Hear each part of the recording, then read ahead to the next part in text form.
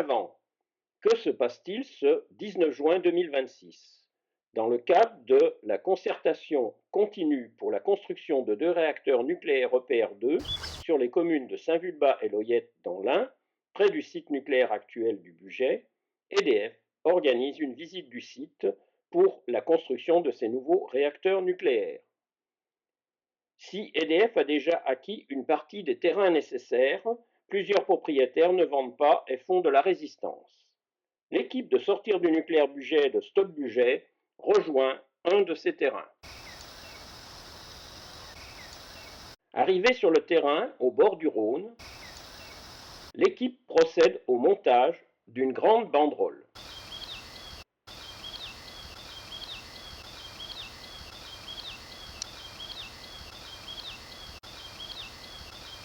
Tout est prêt, direction l'extrémité du terrain où la haie est plus basse.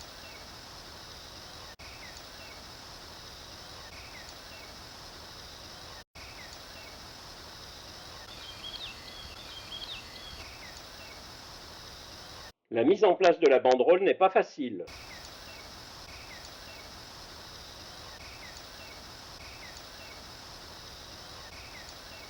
Mais c'est réussi et les haubans tiennent la banderole.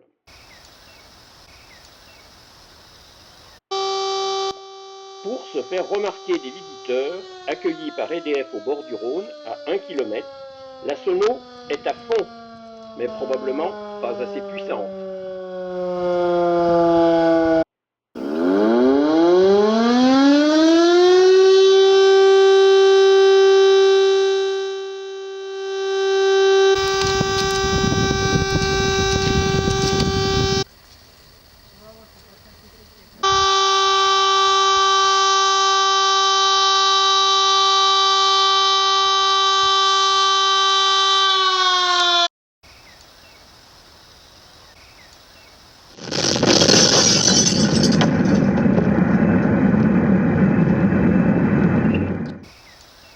Les 252 hectares convoités par EDF sont majoritairement des terres agricoles, mais aussi des espaces naturels avec une biodiversité intéressante et 2 carrières qui devraient être rendues à l'agriculture après leur exploitation.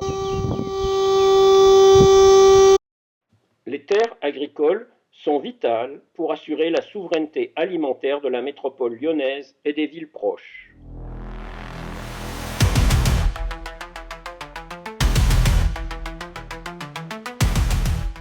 Les petits exploitants agricoles cultivant sur ces terres voient leur avenir compromis.